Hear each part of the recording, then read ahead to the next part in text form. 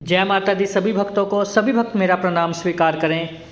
आज जिस विषय पर हम बात करने जा रहे हैं बहुत ही सूक्ष्म टॉपिक है। ये छोटी सी गलती है जो कि हर एक साधक, हर एक पूजा करने वाला भक्त ये अपनी दैनिक पूजा में करता ही है, जिस वजह से उसको पूजा का या अपने पाठ का या पूर्णतया कह लो मंत्र जप का सही से फल नहीं मिल पाता। कौन सी है वो गलती, आज हम उसी विषय पर चर्चा करेंगे। जब भी देखिए हम सुबह पूजा करने बैठते हैं, हम सबसे पहले धूप अगरबत्ती जलाते हैं, जोत जलाते हैं, जो भी आपकी श्रद्धा है आप वो सब काम करते हैं। उसके बाद आप अपना मंत्र जाप करते हैं या आरती करते हैं भगवान की, या भगवान की स्तुति करते हैं किसी भी प्रकार से। सबसे पहली गलती तो यहाँ पर होती है कि बहुत सारे लोग रोज़ाना पूजा करते ही नहीं हैं। ये बड़ी गलती है। तो हमें एक समझना चाहिए कि हमें रोज़ाना अपने जीवन में रोज़ कम से कम सुबह एक समय तो पूजा करनी ही चाहिए। अगर 2 समय करें, सुबह और शाम की आरती करें तो बहुत बढ़िया। अब एक विधि है छोटी सी जिस प्रकार से सबको पूजा करनी चाहिए। सबसे पहले आपको धूप जलाकर और जल जरूर भरकर रखना चाहिए आपके पूजा के स्थान पर। ये गलती कभी ना करें। छोटा सा एक जल आपने भर के रख लिया, फिर जब आप पूजा करके हटें, जब आपने पूरा अपना पाठ कर लिया, 10-15 मिनट कर दिया, फिर उस जल का पूरे घर में अपने छींटा लगाना है। ये छींटा लगाने से जब आप पूरे घर में, और उस जल को पी लेना है, ये वो जल अभिमंत्रित जल की तरह काम करेगा। और आपके घर में कोई नकारात्मक ऊर्जा होगी, प्रेत बाधा होगी, तो आपको या तो वो उजागर हो जाएगी या उसकी बल कम हो जाएगा। धीरे धीरे करते आप इसी प्रकार जब रोज़ पूजा करने के बाद जल का छींटा लगाएंगे तो एक समय आएगा जबकि वो तंत्र बाधा या प्रेत बाधा पूरी तरह से कट जाएगी। यहाँ पर एक मिस्टेक होती है कि लोग ऐसा नहीं करते। दूसरा, कुछ लोग हर दिन जाप बदलते हैं, हर दिन पाठ बदलते हैं। ऐसा नहीं है। आपने आज भगवती की पूजा की, कल आप गणेश जी की पूजा कर रहे हैं, परसों आप दुर्गा जी की पूजा कर रहे हैं, फिर उसके बाद महादेव की पूजा कर रहे हैं। इस प्रकार से आपके पूजा का फल आपको पूर्णतया नहीं मिलेगा अगर आप बार बार अपने बीज चेंज करोगे, बार बार अपनी विधि चेंज करोगे। तो इसलिए आपको यही चीज़ चाहिए कि सबसे पहले तो आप अपने इष्ट को पहचानिए कि आपकी किन में श्रद्धा है, किन के साथ आपका नेचुरल प्यार या लगाव जुड़ रहा है। जब इस प्रकार आपको इष्ट आपके पक्के हो जाएं, फिर उनकी मूर्ति स्थापना कीजिए। प्राण प्रतिष्ठा अपने आप हो जाती है जब आप लगातार जाप करते हो। ये जरूरी नहीं है।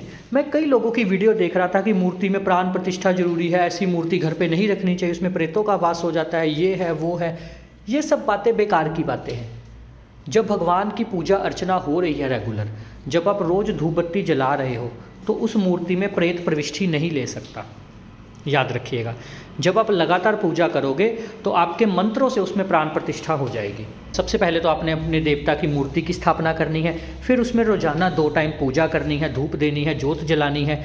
जब आप इस प्रकार करोगे तो मूर्ति में प्राण बस जाएंगे। मूर्ति में प्राण बस जाएंगे, फिर वही मूर्ति का ऑरा तैयार होगा, वही ऑरा फिर आपको एनर्जी देगा। आप उस पर त्राटक कर सकते हो। आगे आगे अलग अलग विधियाँ हैं, वो सब सीखने के लिए आप हमारे ध्यान ग्रुप को ज्वाइन कर सकते हैं। मैं पहले ही कई बार बता चुका हूँ कि हम साधकों के लिए ध्यान ग्रुप एक चला रहे हैं जिसमें हर किसी तक ये विषय पहुँच पाए, हर किसी तक ये बात पहुँच पाए। क्योंकि ध्यान ग्रुप के नाम पर और मेडिटेशन के नाम पर बहुत सारा छलावा, बहुत सारी चीज़ें चल रही हैं। लोग धोखा खा रहे हैं, कहीं पहुंच नहीं पा रहे हैं। साधना करते तो हैं पर उनको फल नहीं मिलता क्योंकि विधिवत ज्ञान नहीं मिल रहा, मेडिटेशन का प्रॉपर ज्ञान नहीं मिल रहा। पता नहीं क्या कुछ चलाया हुआ है। कुछ लोग ध्वनि मेडिटेशन करवा रहे हैं, समझ नहीं आ रहा क्या कुछ हो रहा है। तो इसलिए आप हमारे साथ ज़रूर जुड़िए। एक बार जुड़कर चेक कीजिए कि असली जप और तप कहते किसको हैं, किस प्रकार जाप के लिए मेहनत की जाती है, विधिवत तरीके से किस प्रकार पूजा की जाती है। मैंने प्रॉपर एक PDF बनाई हुई है जो मैं अपने साधक ग्रुप को देता हूं कि दैनिक पूजा करनी कैसे है, उसकी विधि कैसे है, ताकि आपको प्रेत बाधा, नकारात्मक ऊर्जा ना पकड़ पाए। उसके बाद जब मैं बता रहा था कि जब मूर्ति में प्राण प्रतिष्ठा हो जाएगी, फिर आप लगातार जाप करोगे। जब आप लगातार जाप करोगे रोज़ एक ही देवता का, देवता मत बदलिए अपने। ये बात याद रखिएगा मेरी कि अपने देवता नहीं बदलने हैं। ये नहीं कि आज गणेश जी की पूजा की तो परसों लक्ष्मी माँ की, इस प्रकार नहीं। आपने एक ही देवता पर स्थिर रहना है, एक ही देवता की भक्ति करनी है। जब आप रोज़ एक ही देवता को बार बार पूजा करोगे, बार बार पूजोगे, तो फिर उनमें प्राण आ जाएंगे। फिर वही प्राण आपके जीवन में प्राण का संचार कर। जब आप घर पे ही असली प्रकार से पूजा करोगे, घर को ही मंदिर बना लोगे, अपने मन को ही मंदिर बना लोगे, तो फिर आपके ऊपर कोई भी नकारात्मकता हावी नहीं हो सकती। आपके संकल्प इतने मजबूत हो जाएंगे, आपकी पूजा इतनी मजबूत हो जाएगी, आपका मंत्र जो आप एक देवता के लिए जप रहे हो वो इतना दृढ़ हो जाएगा कि वही देवता आपके लिए फिर हर मुश्किल से लड़ने के लिए तैयार रहेगा। वही देवता फिर आगे चलकर आपकी दृष्टि खोल देगा, वही देवता आगे चलकर आपकी सिद्धि आपको दे देगा। पर आपको ये समझना पड़ेगा कि आप किस मार्ग पर चल रहे हैं और कैसे चल रहे हैं। अब दूसरी बात मैंने आपकी गलती बताई। पहली गलती तो ये कि विधिवत तरीके से नहीं, जल की विधि नहीं पता है कुछ लोगों को, बहुत सारे लोग बताते ही नहीं हैं।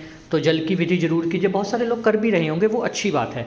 दूसरी बात मैंने आपको ये बताई कि आपने एक ही देवता की पूजा करनी है, देवता नहीं बदलने हैं, अपने देवी या देवता नहीं बदलने, एक ही इष्ट की पूजा करनी है। कुछ लोग अपने घर के मंदिर में कुल देवी देवता को स्थान देते हैं, वो भी अच्छी बात है, पर आपको एक महाशक्ति का सहारा जरूर लेना चाहिए। मैं ये नहीं कहता कुल देवी देवता की पूजा मत कीजिए, पर एक महाशक्ति, कुल देवी देवता आपके जो हैं वो क्षेत्रीय देवी देवता हैं, वो उन्होंने इस जमीन पर शरीर धारण किया है, पर आपको एक ऐसे देवी देवता का सहारा लेना पड़ेगा जिनका प्राकट्य हुआ हो, जैसे कि माता महाकाली, भगवान ब्रह्मा विष्णु महेश। इस प्रकार से इन देवों में से आप किसी का सहारा ले सकते। बस ये कुछ चीज़ें आप सबसे शेयर करनी थी कि इन सब चीज़ों को थोड़ा सा अवॉइड कीजिए, भक्ति अच्छे प्रकार से कीजिए और निस्वार्थ भक्ति कीजिए, निष्काम भक्ति कीजिए। सिर्फ दर्शन प्राप्ति ही लक्ष्य होना चाहिए, इस प्रकार से भक्ति कीजिए। अगर कोई दर्शन प्राप्ति के लिए अधिकतर मेहनत नहीं करना चाहता, मैं ये बात अपने अनुभव से बता रहा हूँ, वो चाहता है कि मुझे जल्दी फल मिले। कुछ साधक होते हैं ऐसे उग्र प्रवृत्ति वाले कि हमें जल्दी जल्दी अनुभव होने चाहिए। तो आप, मेरी ये आपसे विनती है कि आप सब लोग जो भी ये वीडियो देख रहे हैं, तो गुप्त नवरात्रों में हम माता महाकाली जी और 10 महाविद्याओं की, माता महालक्ष्मी की, माता महासरस्वती जी की सात्विक साधना करवाने जा रहे हैं, जिनमें आपको देवी के किसी रूप के दर्शन प्राप्त होंगे। आप ये साधना जरूर करें। मैं चाहता हूँ, मेरा ये लक्ष्य है कि अधिक से अधिक लोग इन गुप्त नवरात्रों में माँ के साक्षात दर्शन प्राप्त करें, माता की शक्ति को अनुभव करें कि किस प्रकार देवी आपको दर्शन देती है, किस प्रकार देव तरंगे आपको अपने अनुभव करवाती हैं।